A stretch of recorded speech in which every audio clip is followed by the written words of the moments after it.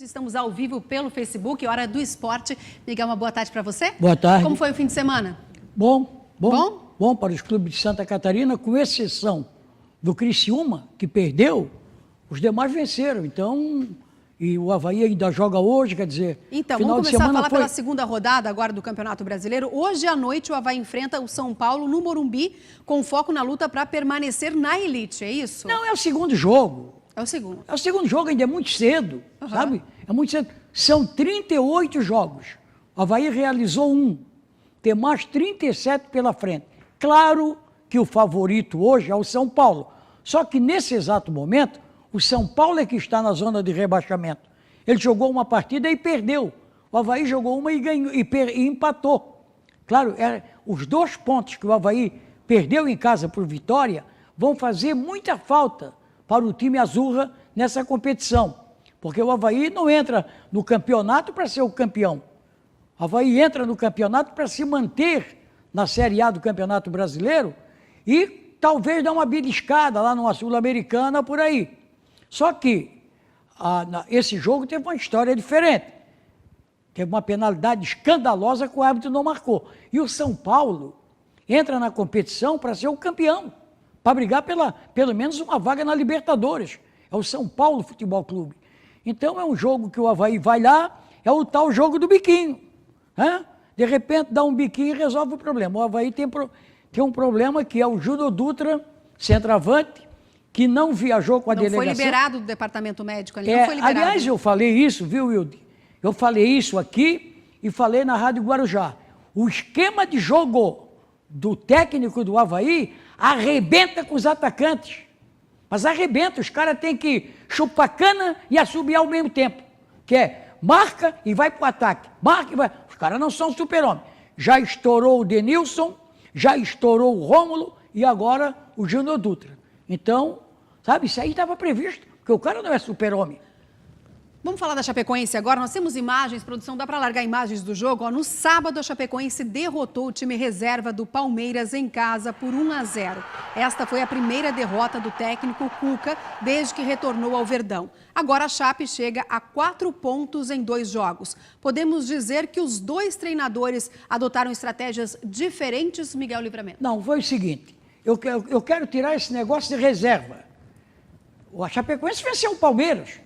Se o Palmeiras botou um time reserva, se poupando para Libertadores, é outro departamento. Chapecoense não tem nada a ver com a história. É que esses treinadores, e aí eu me refiro ao Cuca, eles acham que mandam no mundo, que mandam no time, que mandam no clube. Eles mandam no time, no clube não. Aí botam um time reserva para jogar contra a Chapecoense. O goleirinho falhou, deu um toque, a Chapecoense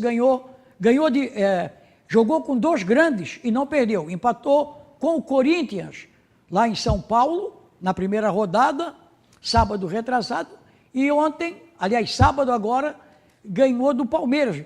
Não interessa, a história não vai contar que a Chapecoense ganhou do reserva do Palmeiras. Não, ganhou do Palmeiras, foi o Palmeiras que jogou.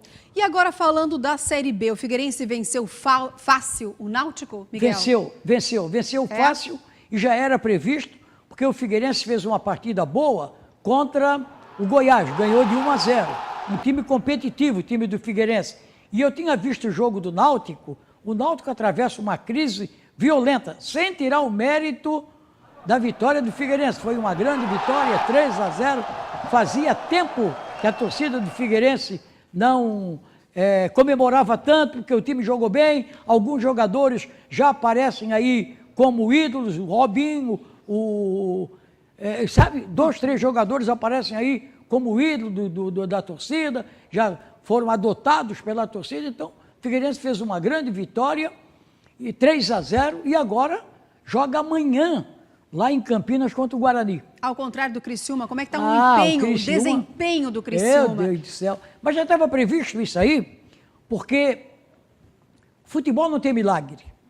E eu sempre digo que eu nunca vi milagre no futebol. Aliás, eu nunca vi milagre na minha vida. Para quem não sabe, só a informação, o Criciúma perdeu por 1-0 na Arena Barueri, né? Para o Oeste. E ainda o Oeste perdeu uma penalidade quando estava 0-0.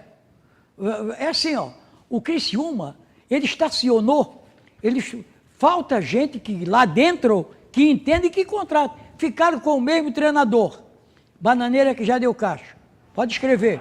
E o Criciúma não é time de sair e perder para o Oeste. O Oeste entra no campeonato para não cair. É um time é um time que joga numa cidade diferente, joga lá em Barueri, sem torcida, e o Criciúma perdeu em casa e perdeu fora de casa. Perdeu 2 partidas seguidas. Então, o Criciúma é o lanterna da Série B. Direção do Criciúma, abre o olho. Joinville, agora vamos para a Série C, Miguel. O Joinville venceu, assumiu a liderança da Série C? Venceu o Volta Redonda, que é um dos fortes do grupo do Joinville. Foi na tarde de ontem. Hã? Foi na tarde deste domingo o jogo. Sim, claro, ele jogou a primeira fora, que foi lá em Erechim contra o Ipiranga, empatou e ontem venceu em casa.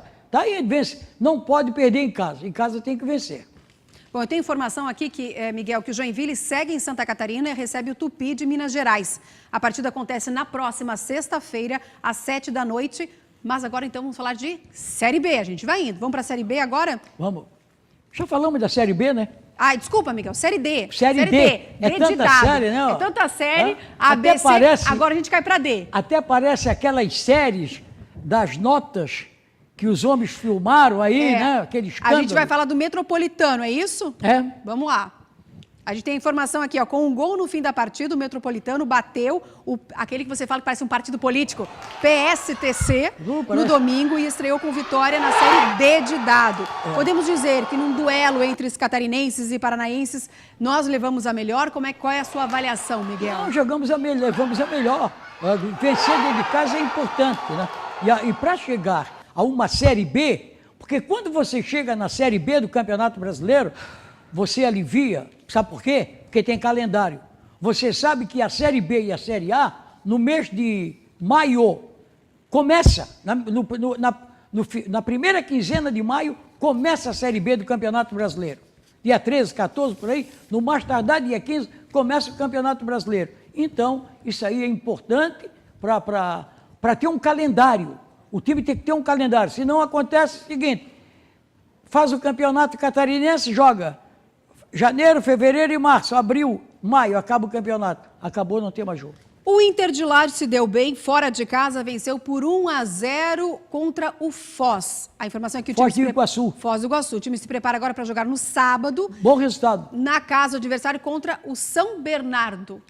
Nós temos imagens do jogo. Foi um bom resultado do Internacional, conseguiu uma vitória. É aquela história que eu sempre digo, você não ganhou. Aí, porque é muito melhor você se preparar para a próxima partida com uma vitória, vindo de vitória, que está todo mundo alegre, do que você se preparar para a segunda partida tendo perdido a primeira. E teve a vantagem, a gente falou errado, ele jogou em casa, o Inter de Lages jogou em casa. Exatamente, jogou em casa. Eu vi agora pelas imagens, Isso. Jogou em casa contra o Foz do Iguaçu, que é uma equipe que está disputando também a Série D. Mas o Inter é melhor, né? Por favor.